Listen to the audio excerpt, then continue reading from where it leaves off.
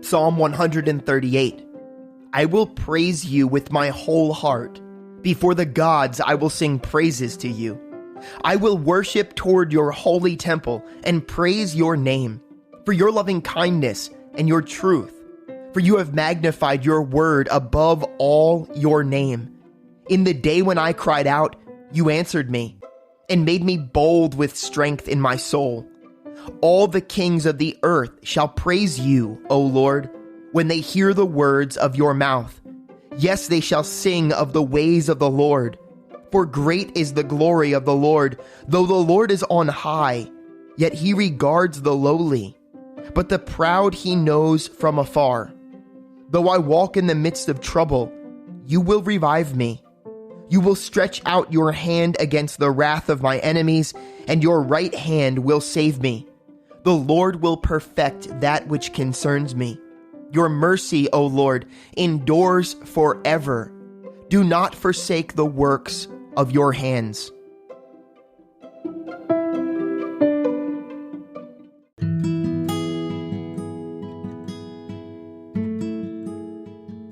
Job chapters 12 through 15. Then Job answered and said, No doubt you are the people, and wisdom will die with you. But I have understanding as well as you. I am not inferior to you. Indeed, who does not know such things as these? I am one mocked by his friends, who called on God, and he answered him, the just and blameless, who was ridiculed. A lamp is despised in the thought of one who is at ease. It is made ready for those whose feet slip. The tents of robbers prosper, and those who provoke God are secure in what God provides by his hand. But now ask the beasts, and they will teach you, and the birds of the air, and they will tell you. Or speak to the earth, and it will teach you, and the fish of the sea will explain to you. Who among all these does not know that the hand of the Lord has done this, in whose hand is the life of every living thing, and the breath of all mankind? Does not the ear test words, and the mouth taste its food? Wisdom is with aged men, and with length of days understanding. With him are wisdom and strength. He has counsel and understanding.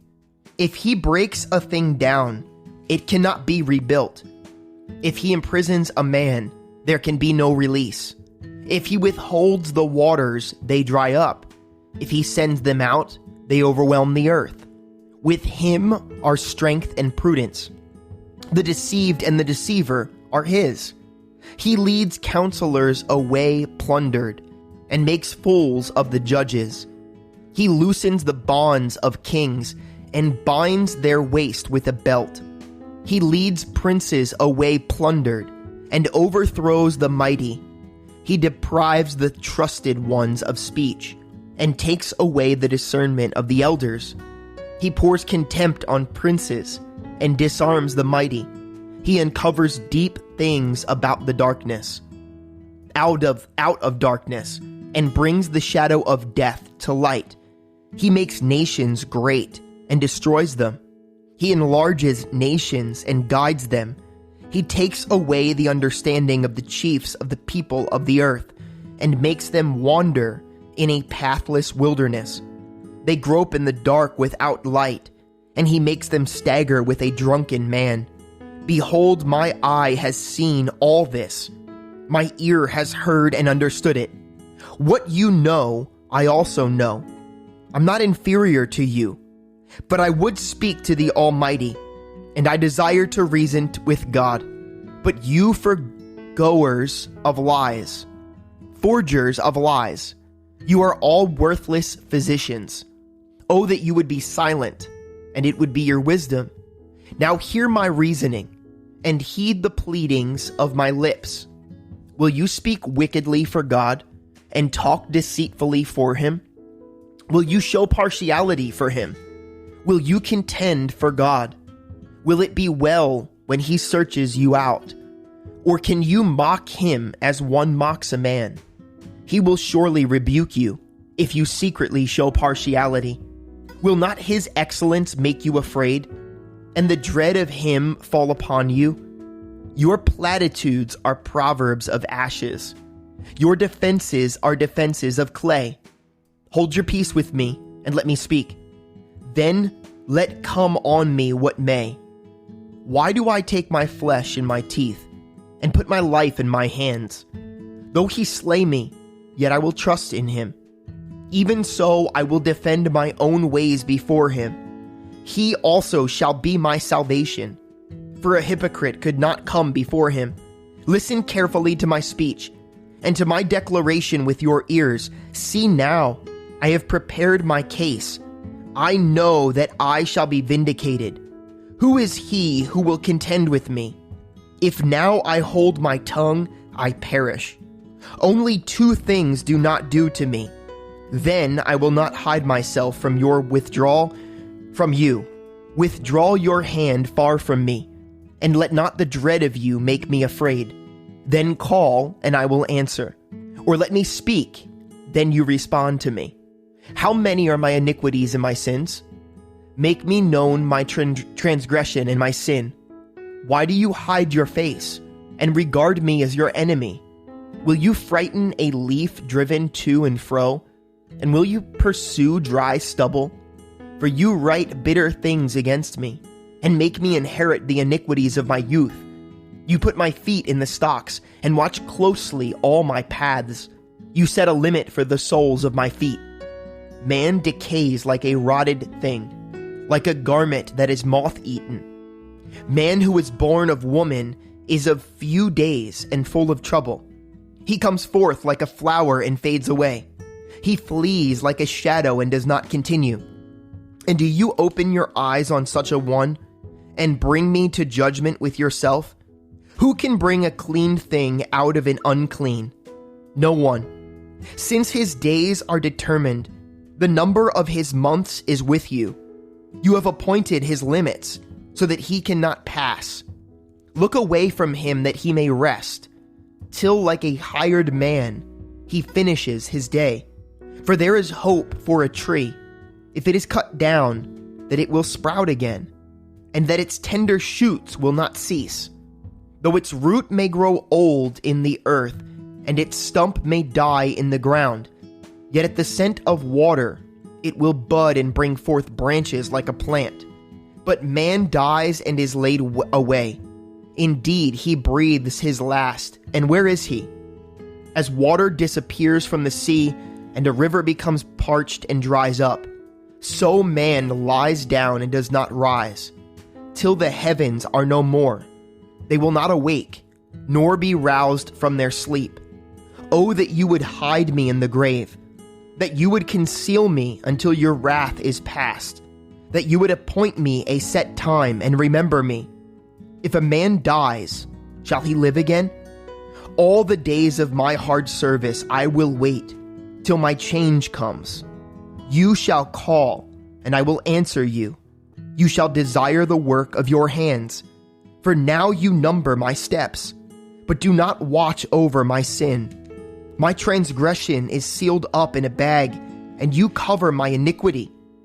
But as a mountain falls and crumbles away, and as a rock is moved from its place, as waters wear away stones, and as torrents wash away the soil of the earth, so you destroy the hope of a man.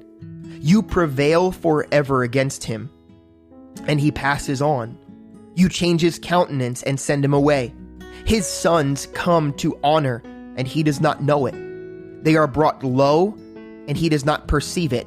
But his flesh will be in pain over it, and his soul will mourn over it. Then Eliphaz the Temanite answered and said, Should a wise man answer with empty knowledge, and fill himself with the east wind? Should he reason with unprofitable talk, or by speeches with which he can do no good? Yes, you cast off fear, and restrain prayer before God. For your iniquity teaches your mouth, and you choose the tongue of the crafty. Your own mouth condemns you, and not I. Yes, your own lips testify against you. Are you the first man who was born? Or were you made before the hills? Have you heard the counsel of God? Do you limit wisdom to yourself? What do you know that we do not know? What do you understand that is not in us? Both the gray-haired and the aged are among us, much older than your father. Are the consolations of God too small for you, and the word spoken gently with you? Why does your heart carry you away? And what do your eyes wink at?